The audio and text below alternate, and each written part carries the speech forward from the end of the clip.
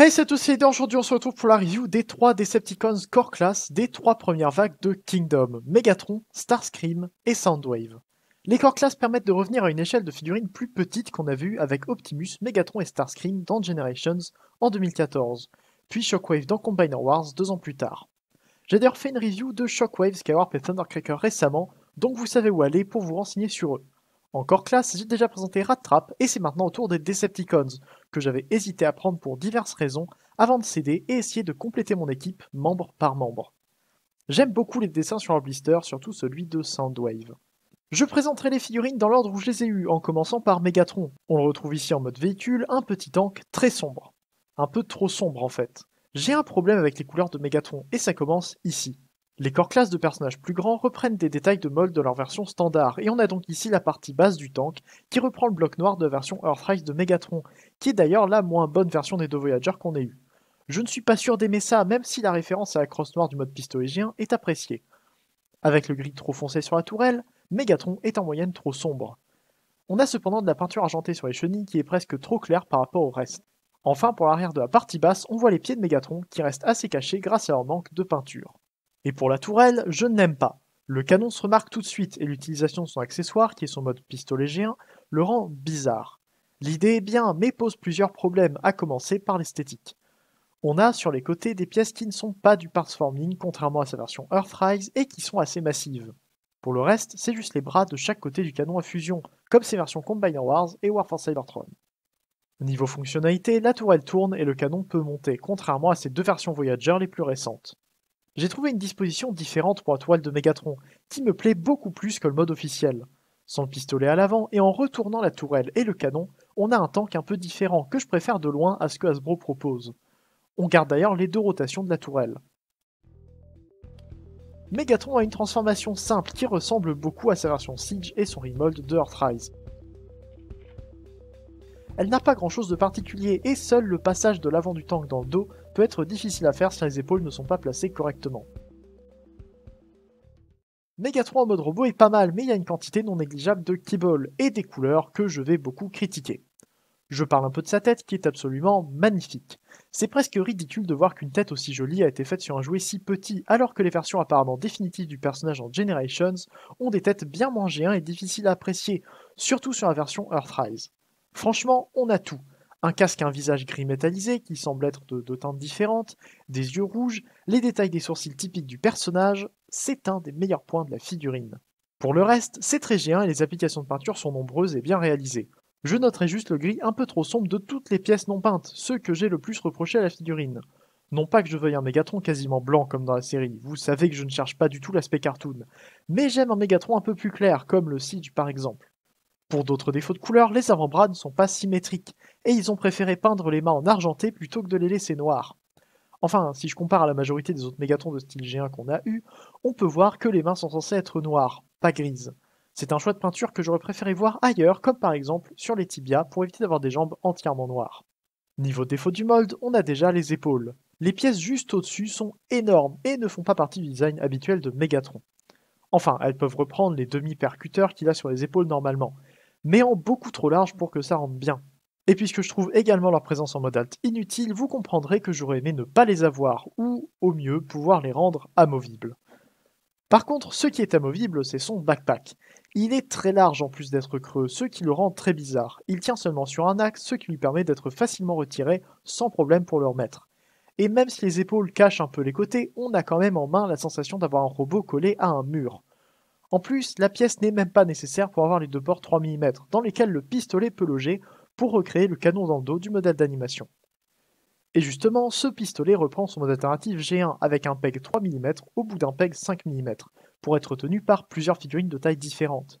Il peut donc tenir son propre mode alternatif dans sa main, ce qui mène à plusieurs remarques plus créatives les unes que les autres, que je vous laisserai chercher par vous-même. Et puisqu'il a un peg 5 mm, on peut également donner ce pistolet à des figurines plus grandes, si leur avant-bras a une forme très spécifique et bien faite. Le détail du bout du pistolet, combiné avec le peg 5 mm trop court, fait que très peu de figurines peuvent facilement tenir ce Mégatron sans qu'il s'éjecte lui-même de la main. Le mold de Starscream Siege a du mal à le tenir et c'est dommage parce que c'est celui à qui je comptais le donner le plus souvent. Ce qui me fait me dire que je regrette l'intégration du pistolet dans le mode tank. S'il n'y avait pas eu cette intégration forcée, qui ne me convainc pas et pour laquelle une meilleure alternative existe à mon goût, et que le pistolet avait simplement eu à se placer sur la tourelle, beaucoup plus de figurines auraient pu tenir cette arme, ce qui aurait été juste parfait. Megatron est bien articulé pour sa taille avec notamment une articulation au bassin et à un poignet pour la transformation. Par contre, la petite surface de ses pieds lui fait parfois manquer d'appui. On peut maintenant regarder Starscream. Tout comme la version Earthrise, j'ai des choses à dire, des choses qui me déplaisent, mais il a quand même ses bons points. Son mode alternatif n'est pas parfait, et même pour la taille, je trouve qu'il aurait pu être bien mieux. Il n'y a qu'à voir le Reveal the Shield Legends, que je préfère de très loin. Les couleurs sont bien, mais j'ai toujours l'impression que le dos de l'avion est trop plat et trop large, et les ailes sont trop petites. Le cockpit ne me paraît pas assez haut, et le nez me semble trop aplati. En globalité, l'avion me paraît avoir des proportions un peu ratées. Comme tous les Starscream, l'avion est trop épais, mais c'est excusable à cette échelle. Par contre, on voit que tout le torse est entièrement faux. Autant ça ne me dérange pas trop pour le RTS Legends, dont le vrai cockpit arrive juste derrière le faux en robot, et qui lui permet d'avoir un torse que je trouve superbe. Autant ici, ça me dérange un peu plus parce que j'aime moins le mode robot pour le RTS. Les bras sont juste posés sur les côtés, sous les ailes, ce qui n'est pas non plus très beau, mais totalement excusable. A noter que le port 3 mm pour stand est placé sous le nez de l'avion, comme Windblade Think 30. Mais à la différence de Windblade, la petite taille de Starscream n'empêche pas un tel placement de fonctionner. Les deux accessoires de Starscream sont ces Null Rays qui n'ont pas à se détacher pour la transformation, mais qui le feront quand même parce qu'ils ne tiennent pas à cause de ports trop courts dans les épaules. Ils tombent au moindre mouvement. Même si ce n'est pas le même mode que mes deux autres Seekers, le trio donne bien ensemble, et est le premier trio de Seekers à peu près à l'échelle que j'ai dans toute ma collection. Starscream est un peu plus petit qu'eux, mais ça me va quand même. Ce qui m'a fait m'intéresser à ce mold, c'est sa transformation. Elle est assez incroyable pour un robot de cette taille, et pour un avion transformable en général. Je n'aime toujours pas les fausses pièces, donc je verrais bien un remode pour avoir un robot totalement différent avec le même mode alternatif. Dans le principe, le torse s'ouvre de façon asymétrique, et le reste de l'avion tombe pour faire tourner l'ensemble des ailes en place et former le robot. Dans la pratique, ça donne beaucoup de pièces à manipuler, ce qui résulte en une première transformation un peu laborieuse, mais très impressionnante. Le mode robot de Starscream est assez détaillé et plutôt joli. Le faux cockpit ne ressort pas assez du torse à mon goût, ce qui est un défaut que je reprochais déjà au Earthrise, mais que j'ai du mal à laisser passer sur une figurine dont cette pièce est totalement fausse. Et les aérations pectorales sont plus carrées et moins profondes que ce qu'avait le Voyager de mémoire, ce qui donne une petite allure de Starscream Siege qui aurait pu me plaire. La tête est moins bien réalisée que celle de Megatron, mais les couleurs sont correctes, et les détails restants sont une copie miniaturisée de ceux du Earthrise. En fait, ce qui me dérange le plus, c'est la transformation complètement fausse pour un design si simple à réaliser. Mais d'un autre côté, je suis également totalement impressionné par cette transformation complexe et très ingénieuse.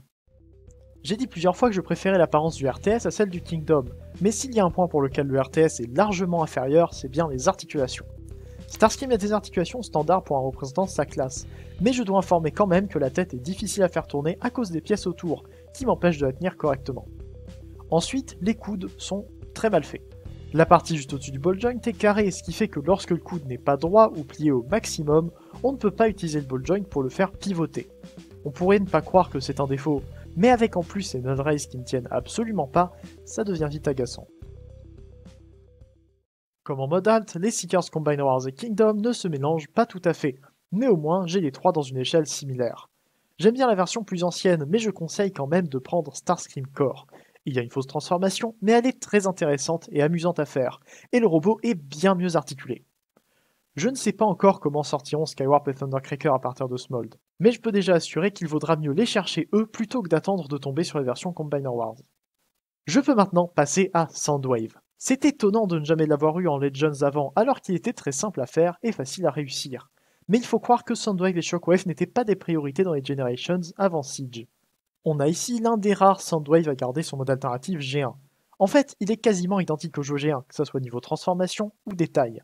Le mode lecteur cassette est très petit et mignon, et je l'aime beaucoup. Tous les détails sont là, et les couleurs sont réussies. Même l'arrière est G1 avec les bras posés comme ça. Par contre, il y a un détail qui m'a choqué et qui a choqué tout le monde sur un mode alt aussi réussi. Les pointes des pieds dépassent des côtés. C'est moins flagrant en main et si on veut on peut laisser les pieds sortis pour changer un peu l'apparence, mais ça reste la seule présence gênante de Keyball sur ce mode. Je m'étais dit avant de l'avoir que puisque les pieds étaient sur ball joint, il aurait suffi d'agrandir l'emplacement sur les côtés et de les y ranger à l'envers et ainsi les cacher complètement. Mais ça ne marche pas puisque les talons sont à la même distance. On peut donc ranger les pieds à l'envers, mais les talons dépassent eux aussi.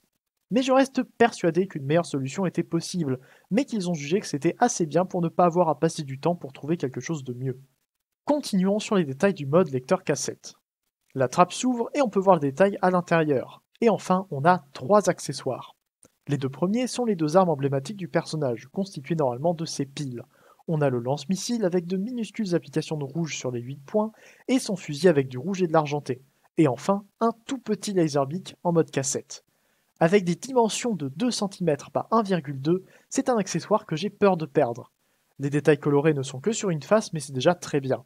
J'adore cette cassette, mais je n'aurais pas été contre en avoir quelques-unes en plus. Et je ne pense même pas que d'autres pourraient être vendues de quelque manière que ce soit. Donc à part si on a un Sound Blaster qui se vend avec Buzzsaw ou Ratbat, il n'y en aura malheureusement pas d'autres.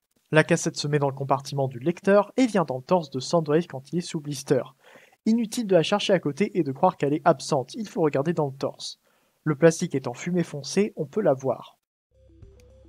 Comme je l'ai dit, la transformation est très G1. En fait, il n'y a rien de particulier à cette transformation, à part que je suis très heureux de pouvoir enfin la faire de façon officielle sur un de mes Soundwave. Et ce mode robot est parfait. J'avais beaucoup de défauts à reprocher à Megatron et Starscream, mais pour Soundwave, rien de très important. Je pourrais juste déplorer, d'un point de vue totalement personnel, la couleur de sa visière. Je sais que certains considèrent le jaune pour les yeux de Soundwave comme une hérésie sans nom, mais j'ai 2 raisons pour ça. Je trouve ça plus joli, d'une part, et j'aimerais pouvoir utiliser Core Class dans des animations pour représenter les Decepticons en plus petits, d'autre part. Et si je peux passer outre des différences évidentes entre différentes tailles de figurines en passant d'une échelle à une autre, le changement de couleur entre les yeux de Soundwave Siege et ceux du Core Class me paraît être un peu trop importante pour ne pas être remarqué. Mais c'est juste une considération d'utilisation personnelle et aucunement un défaut. Soundwave est le Core Class que j'aime le plus, et je prends aussi en compte les autres que les Decepticons dont je parle aujourd'hui. C'est sans doute grâce à son aspect G1 que j'adore, mais aussi grâce à Laserbeak et à ses articulations. Justement, niveau articulation, je remarque que les ball joints des épaules sont beaucoup trop serrés, mais en faisant attention, on peut les débloquer un peu sans abîmer la pièce qui est liée au corps. Les coudes sont un peu comme ceux de Starscream, mais ils sont bloqués un peu moins facilement. La ceinture étant d'une seule pièce, mais sur une figurine de cette taille, ça ne me dérange pas trop. Soundwave ne peut pas vraiment atteindre son bouton d'éjection avec sa main, donc il faut tricher pour une photo qui en donne l'illusion. La friction permet à Laserbeak de tenir comme s'il en sortait. C'est dommage de ne pas avoir un mode oiseau, mais j'en ai fait un en carton pour compenser, que je dois encore peindre. Soundwave est d'ailleurs celui qui tient le mieux le pistolet de Megatron, ce qui me fait plaisir. Je reviens sur le placement des pieds en mode alt pour dire que je trouve les pieds de Soundwave un peu trop courts. En effet, selon l'idée que j'avais eue en mode alt, ils auraient pu faire des pieds un peu plus longs à l'avant, qu'on aurait juste eu à retourner pendant la transformation pour cacher la partie la plus longue, et excuser peut-être plus facilement les talons qui sortent en haut. Mais là aussi, c'est un défaut mineur. Je pense donc avoir fait le tour de ce Soundwave et des 6 Decepticons principaux dans l'échelle Legends et Core des 6 dernières années. De ces 6-là, je recommande Soundwave en priorité. C'est une grande réussite à prix réduit, très agréable à poser et à manipuler. Pour le reste, ils donnent bien ensemble, mais je pense que ça sera encore mieux avec les Seekers sur le mode Kingdom et un nouveau Shockwave. Je suis assez content qu'ils revisitent cette échelle pour en faire une nouvelle collection. Ça m'a permis d'avoir enfin, d'une façon ou d'une autre, les Decepticons de la saison 1 de la G1 en une seule équipe. Il ne manque plus que Reflector et il faudrait que je trouve 3 Shrapnel Generations pour ça, sauf s'ils en font une future version encore classe également, ce que je ne peux qu'espérer en voyant comment ils ont réussi Soundwave, mais que je redoute en imaginant la taille que chacun des 3 membres devrait faire. C'est tout pour moi, j'espère que la review vous aura plu. J'aime bien cette petite équipe, même si l'échelle n'est pas parfaite, et j'espère vous avoir donné envie de vous y intéresser. Merci à vous d'avoir regardé la review, dites-moi ce que vous en avez pensé en commentaire, et abonnez-vous pour ne pas louper les prochaines vidéos. Je vous souhaite un joyeux Noël et une bonne fin d'année. On se retrouve bientôt pour une prochaine vidéo, stay there, fin de jour et salut.